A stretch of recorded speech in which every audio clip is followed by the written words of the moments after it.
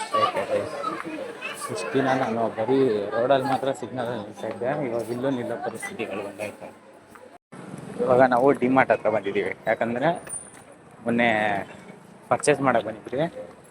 Purchase ಮಾಡಾಯಿತು, ಏನೋ ಒಂದು exchange ಮಾಡಬೇಕು, ಅದಕ್ಕೆ ಬಂದಿದ್ದೀವಿ. ಅದು ಎಕ್ಸ್ಚೇಂಜ್ ಮಾಡ್ಕೊತಾರ ಇಲ್ವಾ ಕೇಳೋಣ. ಆಗಿಲ್ಲ ಅಂದರೆ ಏನೂ ಮಾಡೋಕ್ಕಾಗಲ್ಲ, ವಾಪಸ್ ಹೋಗೋಣ. ನೋಡೋಣ ಬನ್ನಿ ಎಕ್ಸ್ಚೇಂಜ್ ಮಾಡ್ಕೊತಾರ ಇಲ್ವಾ ಅಂತ.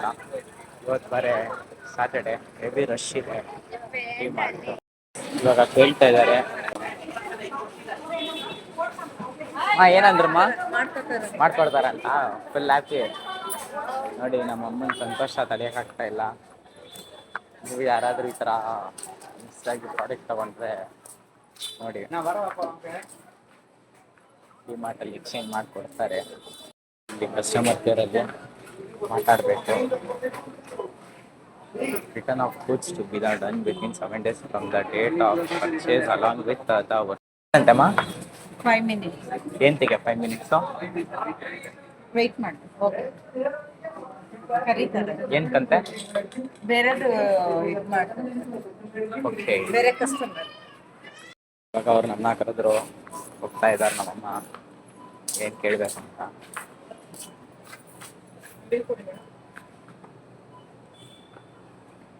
ಬಿಲ್ ಕೇಳ್ತಾ ಇದ್ದಾರೆ.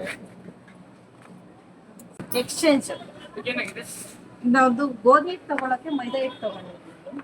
ಎಕ್ಸ್ಚೇಂಜ್ ಆಗ್ತದೆ. ಹೌದಾ? ತೂಕ ಮಾಡ್ಕೊಳ್ಳಿ. ತೂಕ ಮಾಡ್ಕೊಂಡು ಓಪನ್ ಮಾಡಿ, ಯಾಕಂದ್ರೆ ನೋಡ್ಬೇಕಲ್ವಾ, ಜಲ್ದಿ ಹಿಡಿಯೋದಕ್ಕೋಸ್ಕರ ಓಪನ್ ಮಾಡಿದ್ವಿ. ಆದ್ರೆ ಅದು ನೋಡಿದ್ಮೇಲೆ ಗೊತ್ತಾಗಿದ್ದು 5 kg ಮೈದಾ ಇದೆ ಅಂತ. ಓಕೆ, ಏನು ಅನ್ಸುತ್ತೆ ಮಾ, ಎಕ್ಸ್ಚೇಂಜ್ ಮಾಡ್ತಾರ ಮಾಡಲ್ವಾ?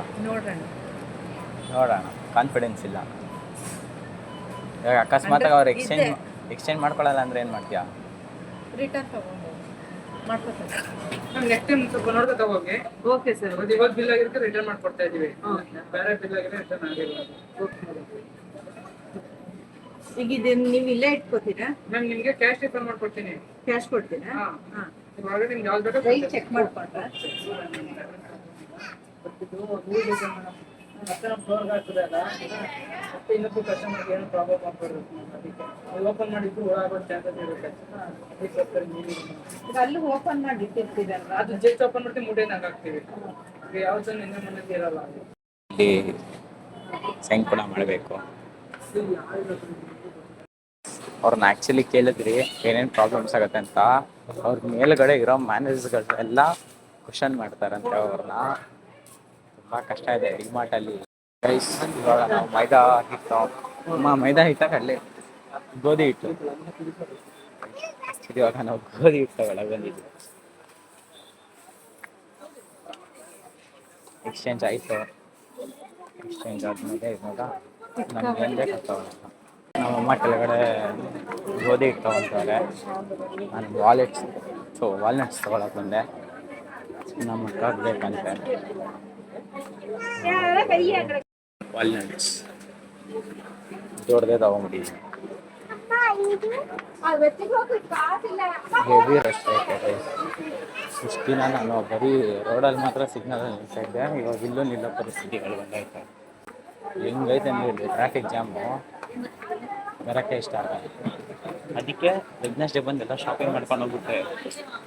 ಯಾವುದೋ ಒಂದು ಪ್ರಾಡಕ್ಟ್ ಇದಾಯಿತು ಅಂತಂದ್ಬಿಟ್ಟು ವಾಪಸ್ ಬಂದಿದ್ವಿ. ನೋಡಿದ್ರೆ ಇಷ್ಟೊಂದು ರಶ್ ಇದೆ. ಇವತ್ತು ನಾಳೆನೂ ರಶ್ ಇರುತ್ತೆ, ವೀಕ್ ಆಫ್ ಅಲ್ಲ. ಸೊ ಅದಕ್ಕೆ ಟ್ರಾಫಿಕ್ ಜಾಮ್ ಇದೆ.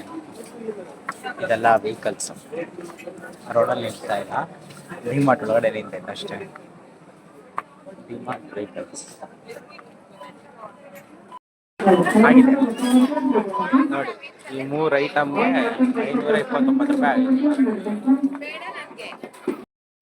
ನೋಡಿ ರಶ್ ಏನಿಲ್ಲ, ಬಿಲ್ ಚೆಕ್ ಮಾಡಿ ಬಿಡೋದಕ್ಕೆ ಎಷ್ಟು ರಶ್ ಇದೆ.